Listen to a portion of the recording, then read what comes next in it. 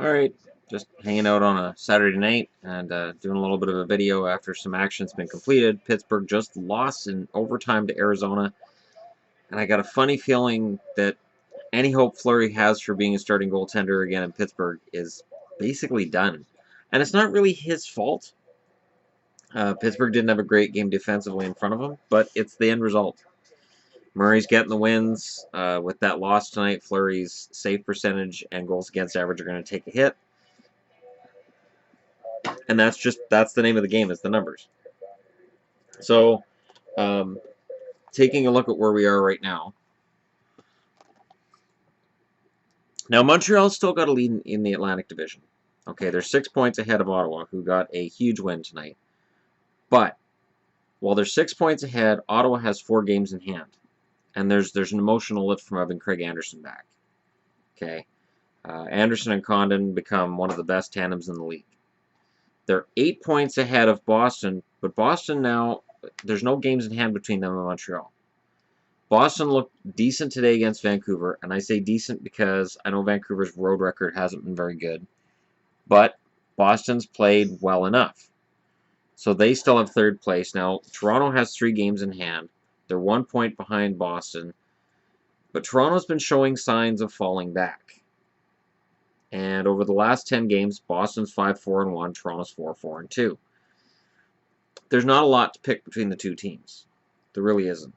But boy, the Metro Division. Washington wins a barn burner with the Ducks tonight. I was pretty sure the Ducks were going to win that, and then they didn't, which is surprising. Columbus won a game today they had to win. Columbus had to stem the tide of what was going on with them, and with Pittsburgh losing their game tonight, they're tied in points, but Columbus is ahead on wins. So Columbus would have home ice on Pittsburgh. That's just something I don't think anybody would have expected. But the Rangers now are only 2 points behind Pittsburgh and Columbus, and they could definitely wreck that. I don't think the Rangers want to be a wild card team. I would imagine they want to be top 3 if they can knock Pittsburgh or Columbus down. But think about this too. Okay, let's say Pittsburgh gets knocked down to 4th spot, number 1 on the wild card.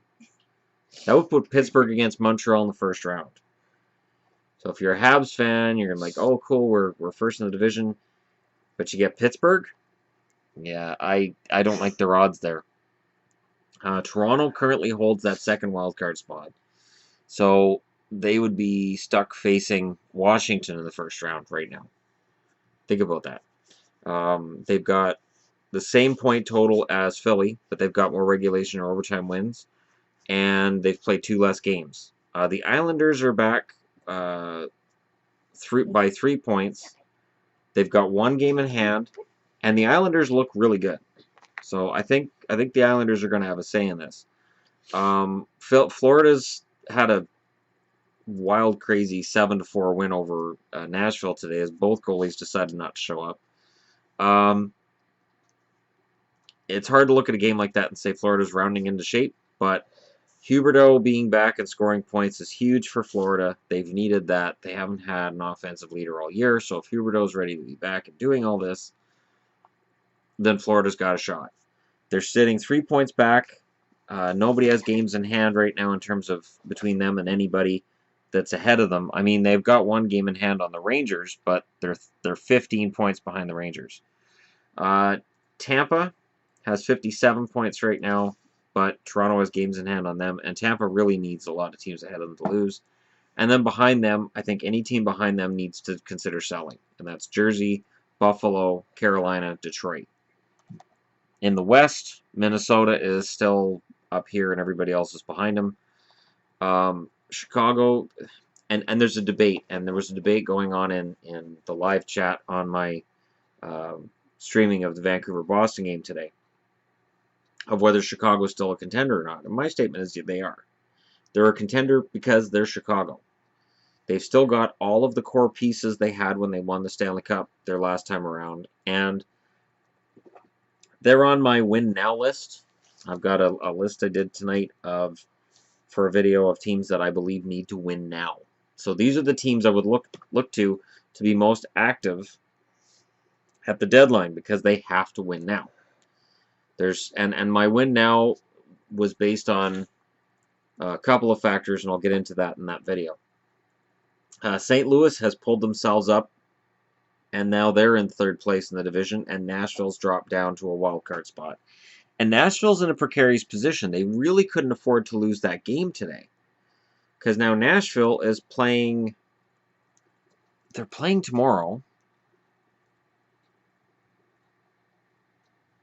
and I know Dallas. I think they're playing Dallas tomorrow. And Dallas looked good in their win today, because Dallas at this point is just trying to save face. Dallas is 6 points back, but everybody's got games in hand on them. Their goaltending has been terrible. Their goaltending was okay today, but they were against Carolina. So now they're tied with Vancouver. They've got more regulation and overtime wins than Vancouver, but Vancouver has played one less game. Vancouver looked like a tired road team today, which is bad news because the road trip is continuing from here. And Calgary, well, we'll see what happens with Calgary. Right now, Edmonton is losing to Chicago 2-1. If Edmonton does actually drop this game, it'll cost them, because Anaheim's loss tonight means their 2-point lead on Edmonton is precarious. If Edmonton can come back and win this game somehow, and it's probably going to rely on Talbot quite a bit. If Edmonton can come back and tie Anaheim in points, they're behind in regulation overtime wins. But man, whoever gets home ice between Edmonton and Anaheim, if that's the matchup, that's where the advantage is going to be. Because I think whoever gets home ice in the series probably wins it. If Edmonton gets home ice in the first round, I could really see them using that energy and just the fact that Rogers is going to go insane if they make it. That I think that's, you know, that could be enough of an emotional lift to get them out of the first round, not the second, but the first. The Kings are still sitting in that first wild card spot, but again, you have the Kings, Nashville, and Calgary are only separated by a point, and then 5 points behind Calgary are Vancouver, Dallas, and Winnipeg. Winnipeg, in my eyes, needs to sell. Dallas needs to sell. Arizona, despite another win tonight, they're still sitting 17 points out of a playoff spot. So, I mean, Arizona's been playing better. They've definitely been playing better. But all that does is make sure that they're ahead of Colorado. They're not in a position to really challenge anybody else. They're in a position to make sure that Colorado finishes last overall, which Colorado seems to be quite happy with.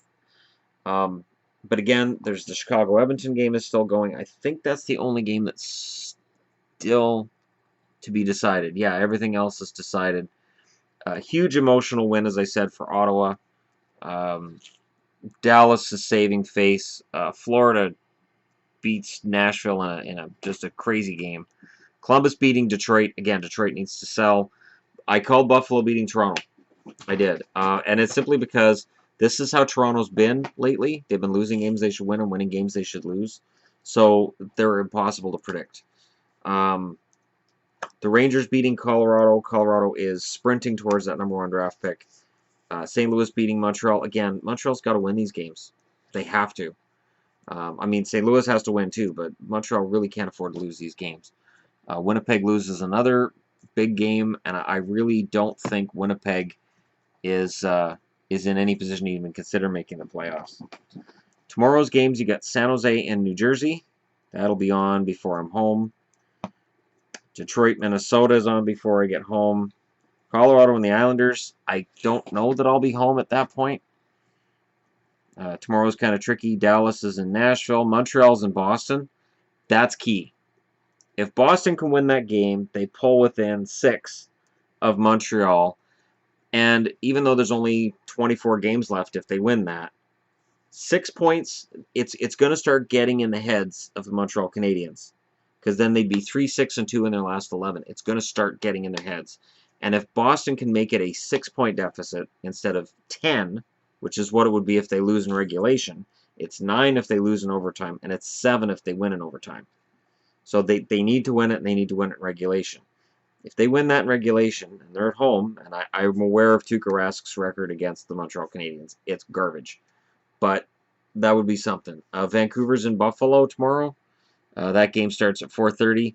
I don't like Vancouver's odds in that one, but we'll see what happens. I do think Buffalo's going to go on a bit of a run here because, again, teams that are at the bottom and you guys are just like tanking, tanking, tanking, there's pride. There's pride you play for as a player. You're getting paid big money by the owners of your team, and fans are coming out to see you, and you want to make sure they go home happy. You don't want to just go through the motions, because if you go through the motions and it's a contract, you're pretty dumb, because you're going to take a cut in pay next year because you didn't feel like playing down the stretch this year. And you got 29 other GMs watching you right now. So let me know in the comments below what you guys think. And don't forget to hit like and subscribe if you're browsing your way through. Again, I'm in the living room downstairs because we are childless right now, and it's relatively quiet. Eerily quiet. But it's okay, and I can handle that. Thanks for watching, and we'll talk to you all again soon.